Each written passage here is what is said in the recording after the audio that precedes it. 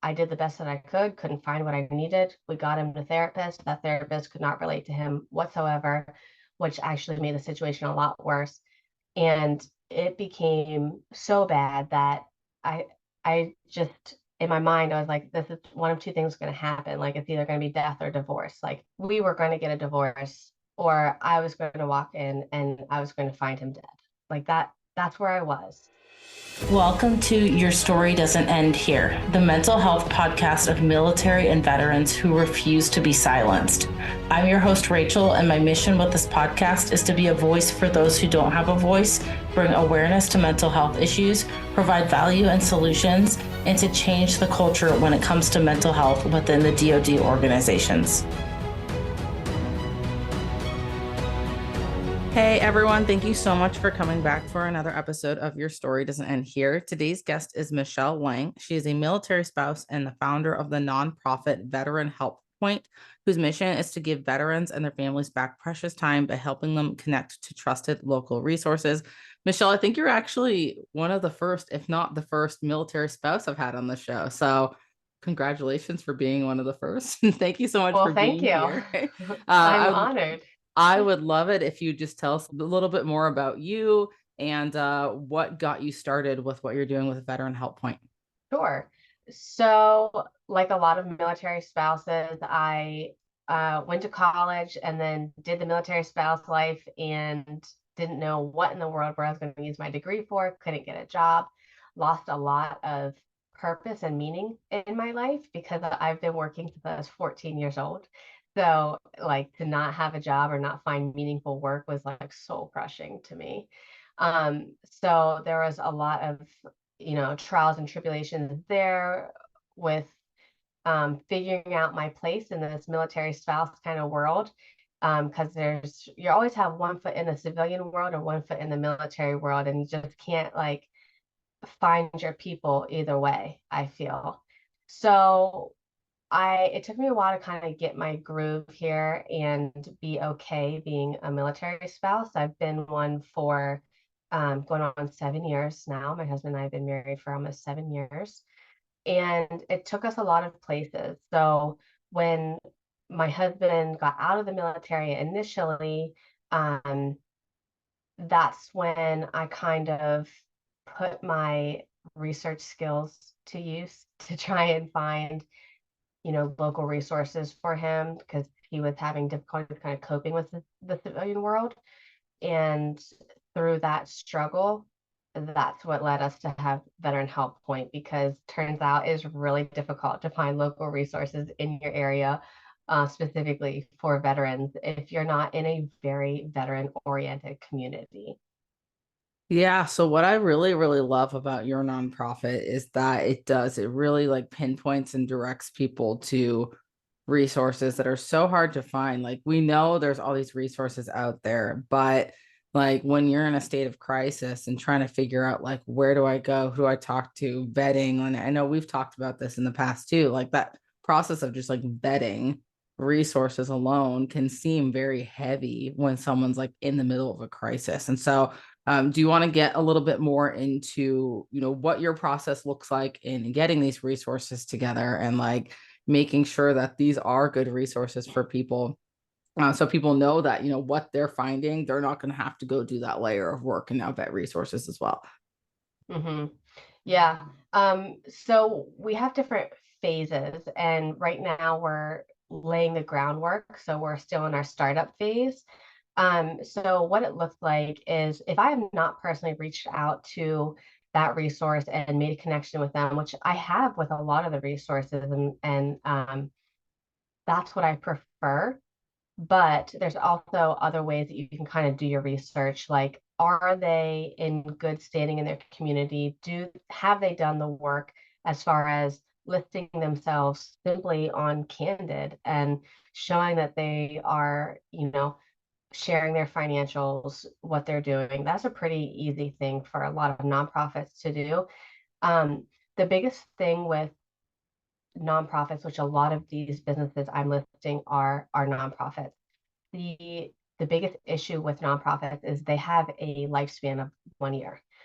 So you got to make sure that they're doing what they say that they're doing. And a lot of these places are failing because the intent is there. Um, their good heart is there, their heart's in the right spot, but they might not be business minded to kind of carry them past the first year. So you really need to be making sure, like, okay, it came up on a Google search, or this was recommended, somebody's Instagram profile maybe, but are they still active? Are they still active in their community? Are they still even doing the work that they set out to do? Because it is really tough. The nonprofit space is really competitive, and really tough. So that's really the number one thing, is making sure that these people are still active. And then beyond that, what are their numbers like? Are they still helping people? Are they easily accessible? If you call the number, are they going to answer? Things like that. Yeah, there's a lot to it. I mean, on the nonprofit standpoint, as I'm connecting with more nonprofits, I'm realizing just how much work actually goes into just running a nonprofit. And so, I've talked to people before that have said, oh, there's tons of mental health resources alone in the US. But you're right. Like when you talk to people, is it a credible resource? Is it someone who's going to be helpful for someone in a time of need? Do they even exist anymore? Or is it just like something that was started? Because yeah, I mean, there is definitely a business side to things. So what you're doing is very, very localized currently, correct?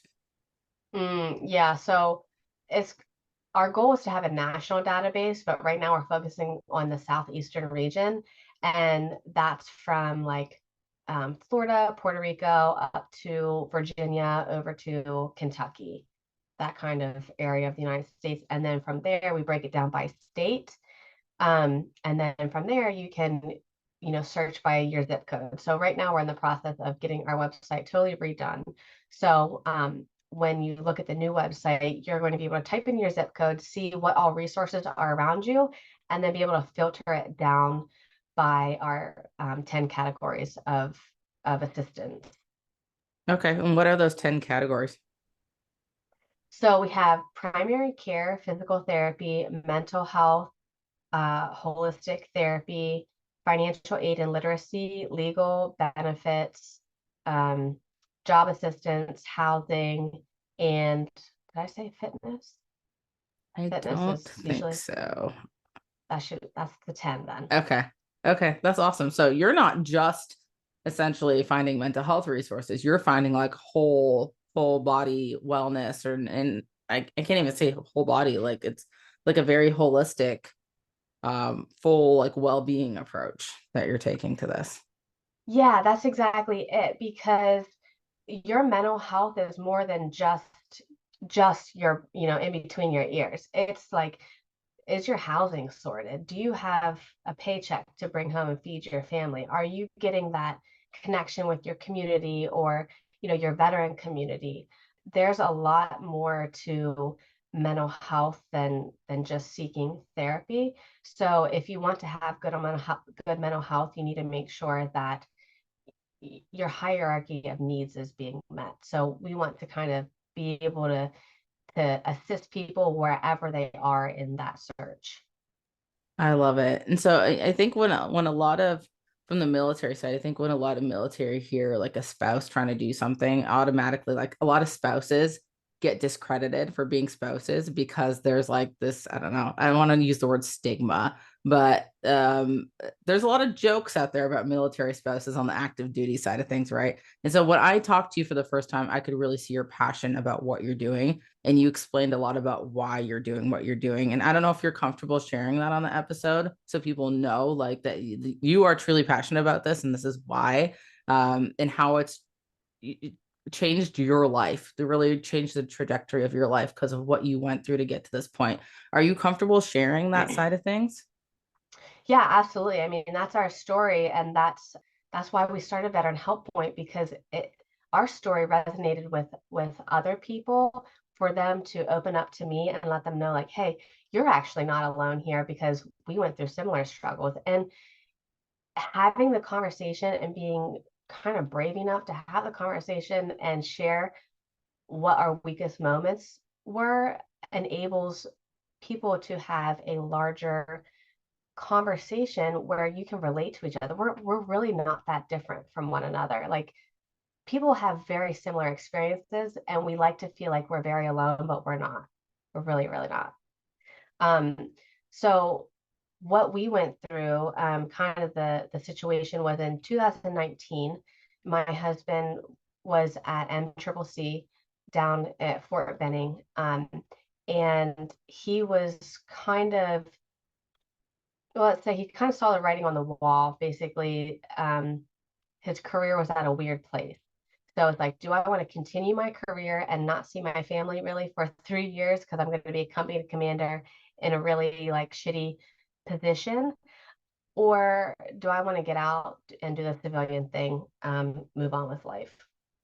So he chose to put our family first, and get out of the military. And that was a very difficult decision for him because he dedicated his life to service, specifically to the Army. I mean, that was his life. So we tried to do the right things. We, as in, like, I tried to support him where I could through his transition. He did TAPS. He had plan A, B, and C. So we thought we were doing good. Like we're smart. We're thinking ahead here. He ended up getting a job back in Pennsylvania, where we're both from. And I thought, great, we're going to have a support system. We've never had like a family support system before. This is going to be too easy. Like you don't know what you don't know. So we're used to that with the military, right? Not a big deal. So we moved back to Pennsylvania, and it actually turned out to be very, very isolating for my husband because he didn't have anybody that could relate to him as a veteran in a lot of ways that I still don't really understand, but I get it. Do you know what I mean? So I started to kind of see the signs that he was slipping whenever we started fighting a lot more. He became very closed off. It was really, really difficult to have a conversation with him. And it just kept getting worse and worse and worse to the point where he really wasn't getting out of bed, on the weekends. Didn't really want to see me, didn't really want to see us. And so it took a real toll on our marriage. And I was trying to find him the help that he needed. He tried to go to the VA and get assistance, and they told him, no, you don't qualify for assistance. So that was kind of the springboard for his mental health because he's like, I served the country for, at this point it was like six 6 years or 7 years, and you're supposed to help me. Why aren't you helping me? Like, why isn't my service good enough? I went through a lot of shit for you to tell me that no, you can't help me. So then he started to get really upset. Um, that's whenever I took to my researching, trying to find him a local therapist that could, had experience with veterans, that could be helpful. Well, I did the best that I could, couldn't find what I needed. We got him a therapist. That therapist could not relate to him whatsoever, which actually made the situation a lot worse.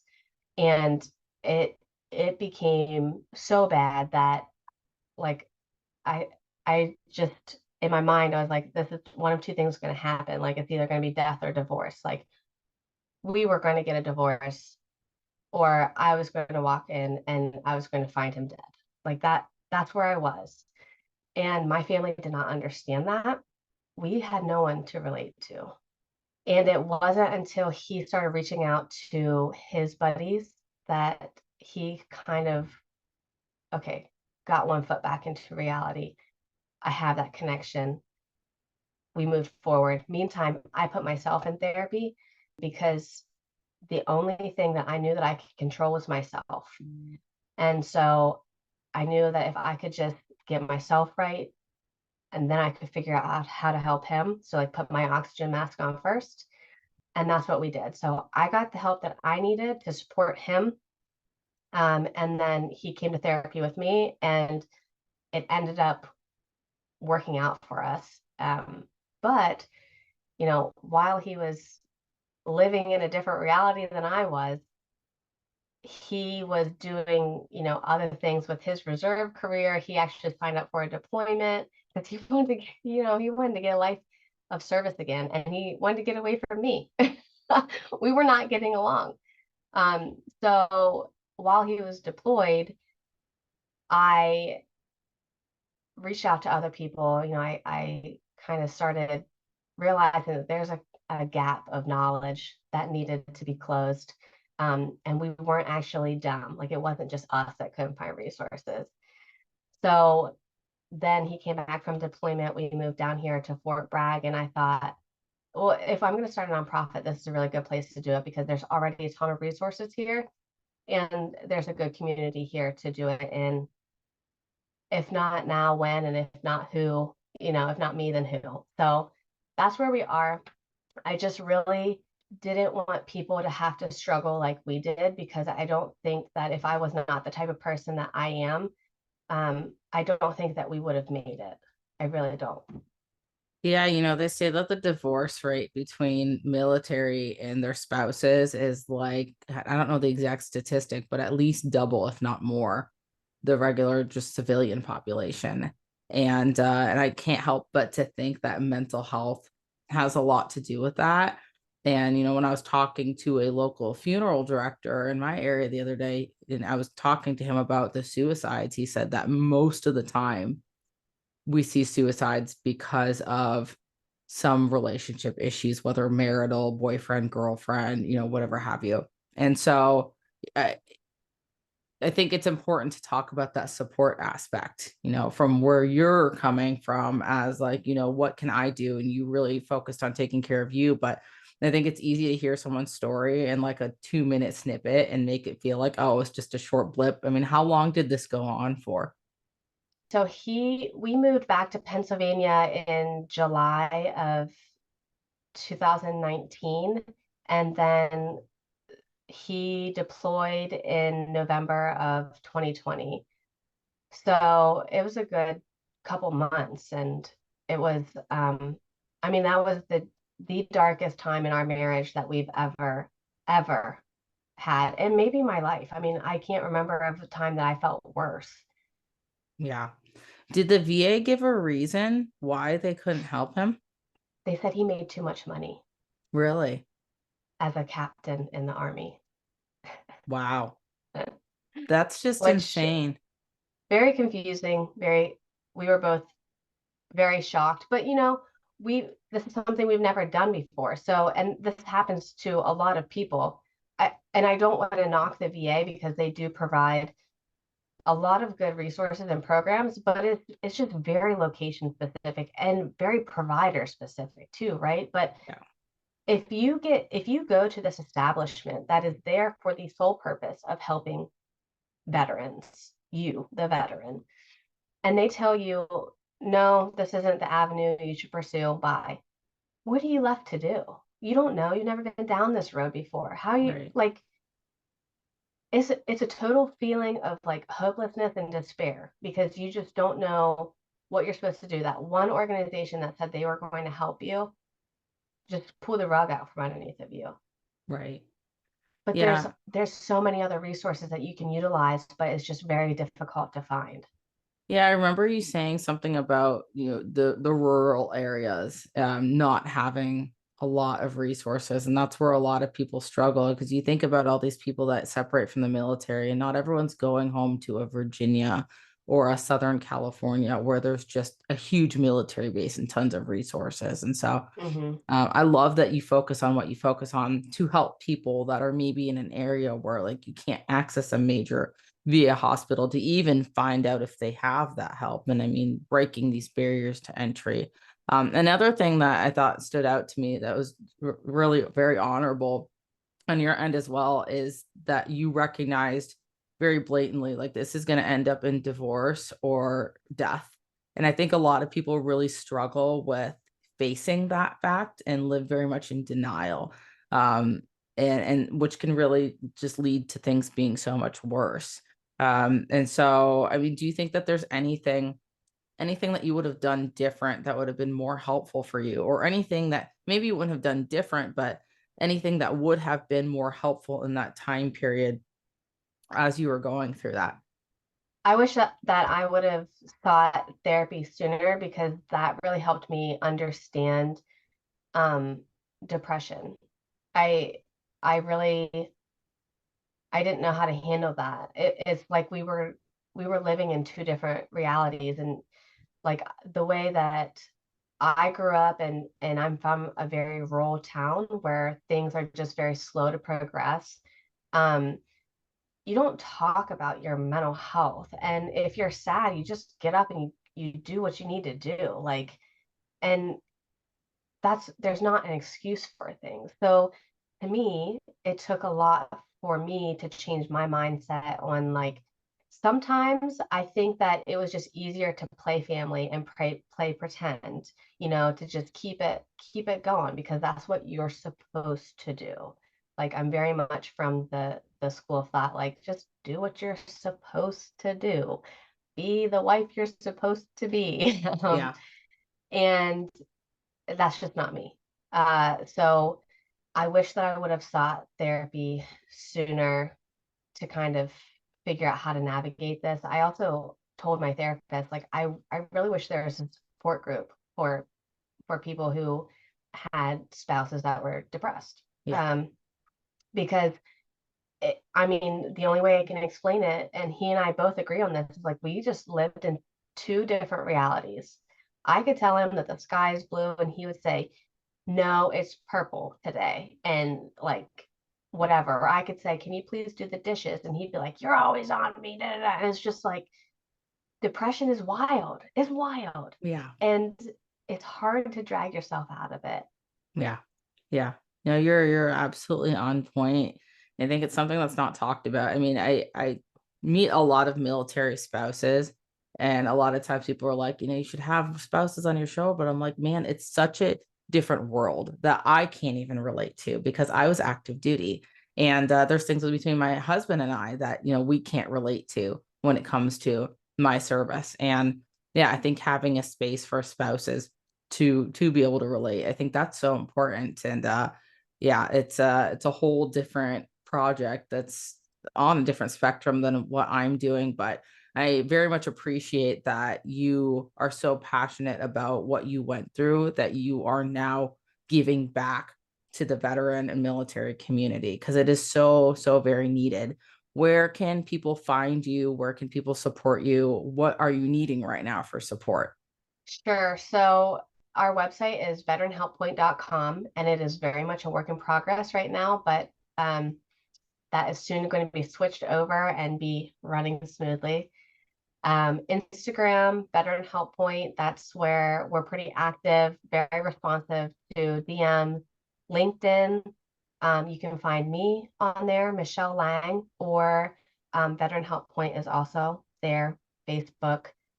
The the biggest type of support we need is remote volunteers. Like if you spend time on your phone for any amount of time, an hour, 2 hours a week, you can literally volunteer with us using your phone by finding resources or managing Excel spreadsheets, very simple things like that are very time consuming for one person to do. I got to ask the question because a lot of active duty are always looking for volunteer opportunities for eval purposes. Do you track those hours and can you provide proof that someone volunteered if they do volunteer remotely with you? Yeah, that's very easy to do for us. Any type of documentation. One of our goals is to be able to partner with local colleges to get students internship credits too. We're an accredited 501(c)(3), so we have all the documentation that somebody would need to prove that they were working with a legitimate nonprofit.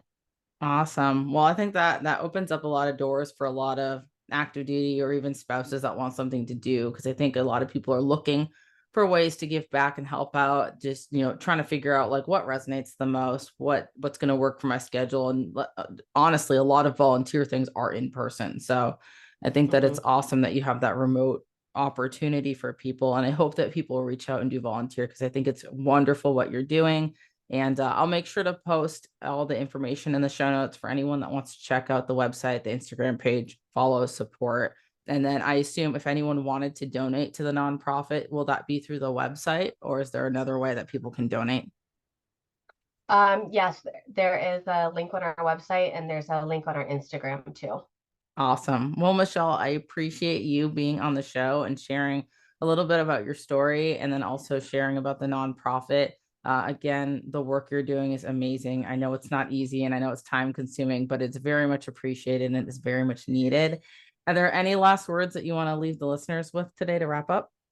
I would say, I just don't want somebody out there listening thinking like, why volunteer? I'm not going to make that much of an impact. Please don't underestimate the impact that you can make in somebody's life, because I'm working with veterans on a one-on-one basis right now, and just giving them the resource, letting somebody know that they have somebody in their corner supporting them has literally changed lives. So please do not underestimate the impact that you will be directly making to somebody that is looking for that type of connection with resources or a compassionate ear. Thank you for taking the time to listen in today. With your support, we are able to increase awareness of the mental health issues affecting service members and veterans today, with the goal of creating positive change. If you got value from this episode, please take 30 seconds to subscribe and share this episode within your own network. Until next time, remember, your story matters, your mental health matters, and your story doesn't end here.